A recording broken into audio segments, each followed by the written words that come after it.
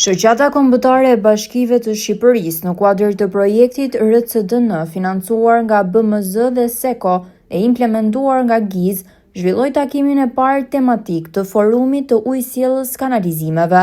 Ky forum përbën një hap të rëndësishëm drejt forcimit të bashkëpunimit ndërinstitucional për menaxhimin e ujit dhe ujrave të zeza. Gjatë sesionit u prezantua struktura dhe funksionimi i forumit të UK-ve të SHKBSH, si dhe dokumenti i pozicionimit të SHUKALB, i cili identifikon sfidat, objektivat dhe rekomandimet për përmirësimin e sektorit.